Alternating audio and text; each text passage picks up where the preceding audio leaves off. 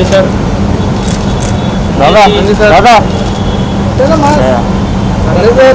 Sir mask गिर गया।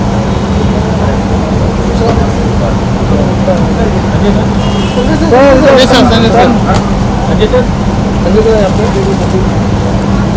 यहाँ पे किसके लिए सर तस्वीरें दे रहे हैं? Okay sir.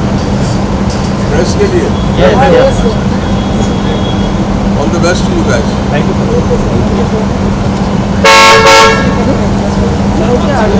अरे अरे अरे अरे कौन धक्का दे रहा बॉय लीला बंसाली की Gabbu boy sir Kashmir files political films नहीं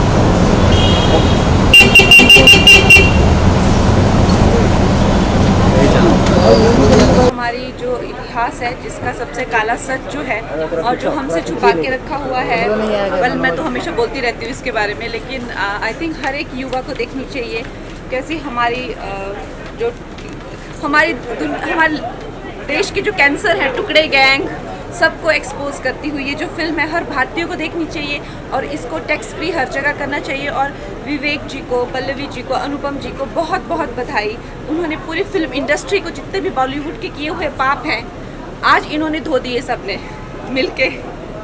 बॉलीवुड के भी पाप धो दिए इन्होंने। इतनी अच्छी फिल्म बनाई है और इनकी ये फिल्म इतनी काबिले तारीफ है कि सब इंडस्ट्री वालों को छुपे हुए हैं अभी अपने बिलों में चूहों की तरह निकल के आना चाहिए, इसको प्रमोट करना चाहिए। इतनी बकवास सड़ी हुई फिल्में प्रमोट करते हैं, इतनी अच्छी फिल्मों को प्रमोट करने के लिए अभी क्या हुआ इनको। मैम तो हाल ही में वही कपिल शर्मा ने ऐसे कहा गया कि मना किया था ये मूवी को प्रमोट करने के लिए, तो उनके बारे में क्या कहना? ऐसे अफवाह आ रही थी कि इस मूवी को शो पे नहीं और कोई देखा आपने इनकी झूठी तारीफें, इतनी गंदी गंदी मीडियोकर फिल्में बनाते हैं, एक दूसरे की कैसी तारीफें करते हैं, लेकिन इस फिल्म में उनके भी पाप धुल गए हैं जो ये गंदे काम करते हैं, जिन्होंने बॉलीवुड को वुड बना के रखा, उनके भी पाप धुल गए हैं। इससे हमारी फिल्म इंडस्ट्री को पूरे विश्व में इज्जत मिलेगी, समझे आप। ये इतनी अच्छी फिल्म है और ये ऑस्कर में जानी चाहिए। जैसे जूस की जो नरसंहार हुआ था, हॉलोकास्ट हुआ था, उस तरह से जो कश्मीरी पंडितों का मास मर्डर्स हुए हैं जिसकी कोई बात नहीं करता है, उसको पूरा जब दुनिया देखेगी तो उनको पता चलेगा कि कैसे हिंदू वर्ल्ड में माइनॉरिटी है। फर्स्ट टाइम ऐसा हो रहा है कि मूवी देख के लोग रो रहे हैं, मतलब लिटरली ऐसा इमोशनल मेरे हाथ कांप रहे हैं अभी देख के। तो उन्होंने हर इंसिडेंस इज डॉक्यूमेंटेड, यस, एक भी इंसिडेंस नहीं है जो फेक दिखाया हुआ है। अब अगर कलाकार सच्चाई नहीं दिखाएंगे तो क्या करेंगे? लेकिन ये जो बॉलीवुड है इसको आदत पड़ी हुई है माफिया की गुलामी करने की, क्योंकि यहाँ पे तो सब माफिया राज था। बट आई थिंक इनके भी सबके पाप धुल गए हैं। It is such a good film and I request everybody to go and watch it and I request you all guys promote it. And जो सच्चाई है वो बाहर आनी चाहिए। और हमारी दुनिया, हमारे देश में अभी भी जो चैलेंजेस हैं, जैसे कि टुकड़े गैंग कैंसर है, कैसे जी आपसी जो आसपास के देश हैं इनके साथ मिलकर भारत के टुकड़े करके हड़पने के चक्कर में है, वो सब भी एक्सपोज करता है। जाके देखिए। फोटो नहीं मिला मैडम जी, फोटो नहीं मिला। रुकिए रुकिए रुकिए, कंगना जी एक मिनट मैडम जी।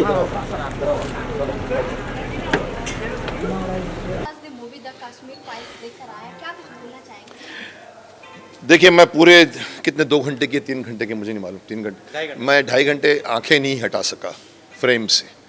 इतनी एनग्रॉसिंग बात है, परफॉर्मेंस सुपर्ब है। और मैं तारीफ़ करना चाहूँगा विवेक अग्निहोत्री का, जिसने 30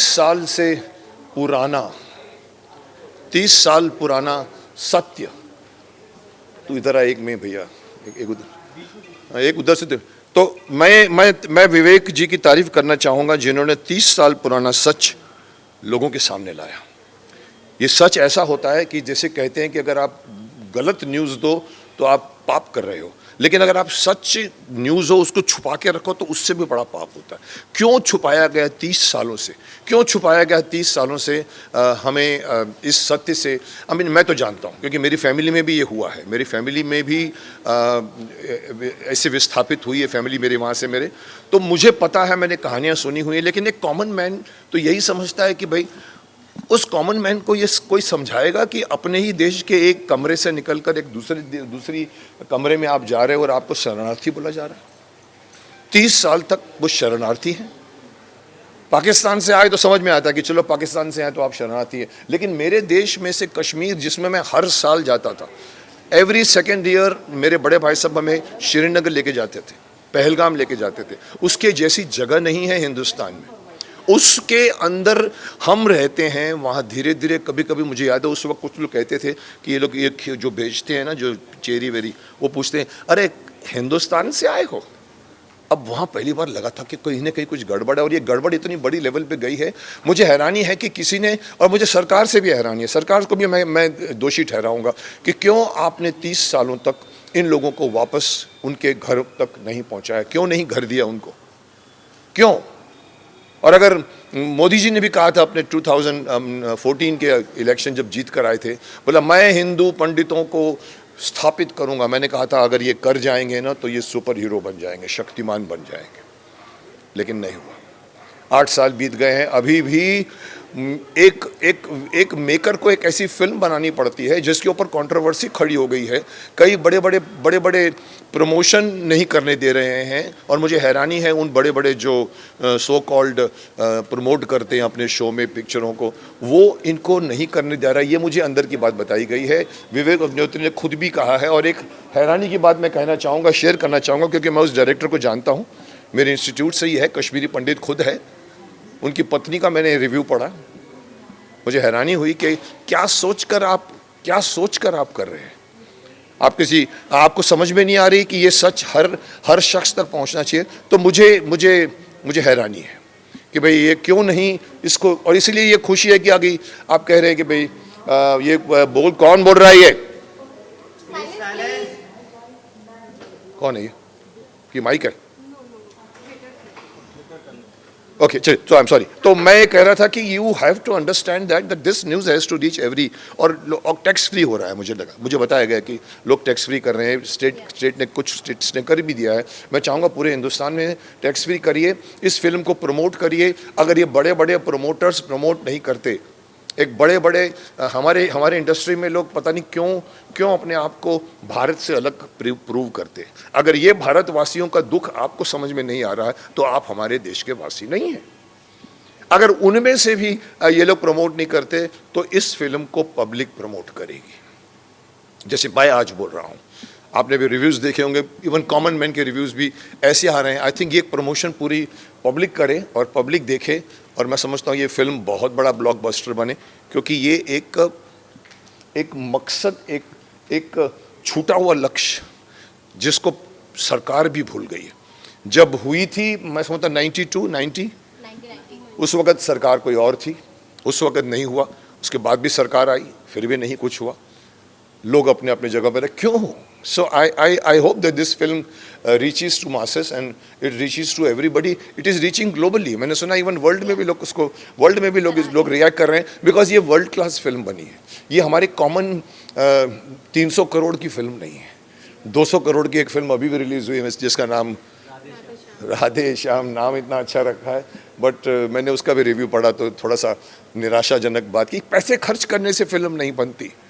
शक्तिमान पैसे खर्च करके नहीं बनी थी, स्टोरी थी ये। यस, और कोई मुद्दा ऐसा है जो अभी तक आपको लग रहा है कि छुपा हुआ है, लोगों के सामने आनी चाहिए, फिल्म बननी चाहिए उस पे?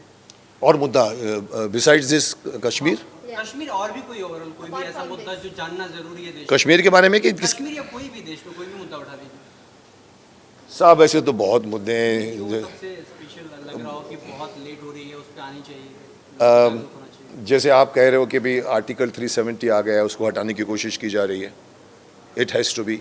मैं कई चीज़ें ऐसी हैं जो हमारे देश के प्राइम मिनिस्टर तक पहुंचनी चाहिए, नहीं पहुंचती। बहुत से मुद्दे हैं। हॉस्पिटलाइजेशन का सिस्टम चेंज होना चाहिए, एजुकेशन का सिस्टम चेंज होना चाहिए, एजुकेशन फ्री होनी चाहिए, हॉस्पिटलाइजेशन फ्री होना चाहिए।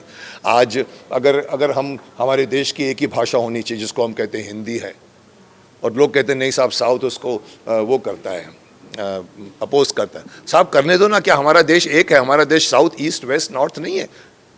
वल्लभ भाई पटेल एक सार्वभौमिक राष्ट्र बनाकर गए थे ना, एक राष्ट्र। उसमें अगर बीच में अगर उधर से ममता वहाँ से कुछ बोले, साउथ वाले कुछ बोले, केरला वाले कुछ बोले, और सरकार चुप रहे, नहीं साहब चुप कराइए, डंडे से चुप कराइए उनको। मैं ओपनली बोलता हूँ, देश में अभी एक ऑनेस्ट डंडा चाहिए। अच्छी बातें पास नहीं होती, पार्लियामेंट में करोड़ों रुपये का लॉस हो जाता है, कुछ काम नहीं होता। तो वो करने की ज़रूरत है, एक पावरफुल सरकार। इसलिए मैं कहता हूँ कल इलेक्शन जो आया यूपी का इलेक्शन, वो सिर्फ बीजेपी की जीत नहीं है, देश की जीत है। प्रचंड बहुमतों से आया। मैं चाहता हूं कि एवरी स्टेट में अभी रूलिंग सरकार, मैं इसलिए नहीं बोलता हूं कि मैं बीजेपी का हूं या मैं कांग्रेस का नहीं हूं या सपा का नहीं हूं, मैं इसलिए बोलता हूं कि देश को एक स्थिर सरकार चाहिए। 75% जब तक मेजोरिटी लेके वोट नहीं आएगी तब तक देश का कुछ नहीं होगा। यही होता रहेगा, वो उधर से वो खींचेगा, वो उधर से करेगा। सो आप पूछते क्या होना चाहिए, मैं समझता हूँ एक ऑनेस्ट डंडा होना चाहिए देश में जो असली बातों को ठीक करे। जी हिजाब को लेकर भी काफी कंट्रोवर्सी हो रही है अपने देश में, उस पर क्या कुछ बोलना चाहेंगे आप? सर देखिए, धार्मिक मामले इतने हैं कि भड़काने में टाइम नहीं लगता। ये पॉलिटिक्स और ये राजनीतिज्ञ हैं जिनका माफ़ करना एक ही धर्म है, कैसे जीता जाए। ऑपोजिशन चाहती है कि मैं टांग मार के जो शासन कर रहा है उसको गिरा दूं और फिर बैठ जाऊं। करोगे क्या आप? हमने भी आपकी हिस्ट्री देखी हुई है। सो आप जो अच्छे काम है उसकी प्रशंसा कीजिए, बुरे काम को आप बुरा ही करिए। लेकिन यहाँ 100% बातों को आप बुरा बोलोगे तो लगेगा कि आपके मन में खोट है। तो ये हिजाब का केस हो या कोई भी केस हो, ऐसा टू द मेन पॉइंट ठीक है, लेकिन जब ये पार्टी पकड़ती है, वो पार्टी पकड़ती है और फिर जब झगड़ा करती है ना, तो वो मसला साइड में रह जाता है और सीटें गिनने की बात में आ जाती है। ओके, अगर द कश्मीर फाइल्स की बात की जाए, परफॉर्मेंस वाइज किस तरह से आप बताना चाहेंगे?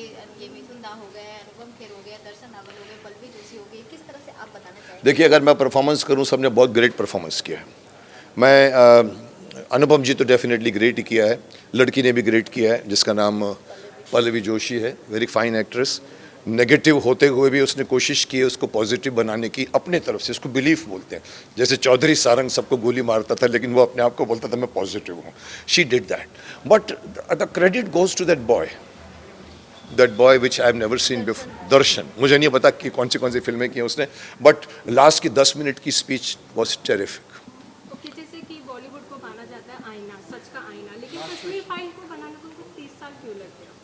सर देखिए बहन जी, आपको एक बात बताऊं, एक ज़माना था जब 2 बीघा ज़मीन बनती थी, गुमराह बनती थी, दहेज के ऊपर फिल्म बनती थी और हम कहते थे फिल्में जो हैं वो समाज का आईना है। आजकल फिल्में एक प्लेटफॉर्म हो गई है लोगों को बिगाड़ने के लिए, अपनी बात कहने के लिए।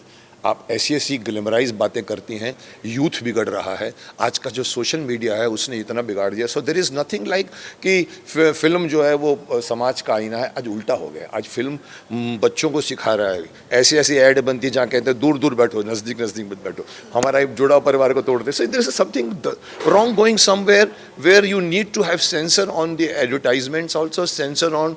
मैं तो आपके सामने मुँह पे बोलता हूँ, आपके न्यूज़ चैनल्स को भी सेंसर करना चाहिए क्योंकि आप नेगेटिव न्यूज़ बहुत दिखाते हो। ओके, जैसे कि जिन्होंने कश्मीर फाइल मूवी देखी, जो कश्मीरी पंडित थे, वो काफ़ी जो रो पड़े थे, आप कितना फील करते हैं इनके पेन को? मैं कश्मीरी नहीं हूँ, मैं हिंदुस्तानी हूँ और हिंदुस्तानी के हिसाब से मेरा दिल बहुत टच किया है।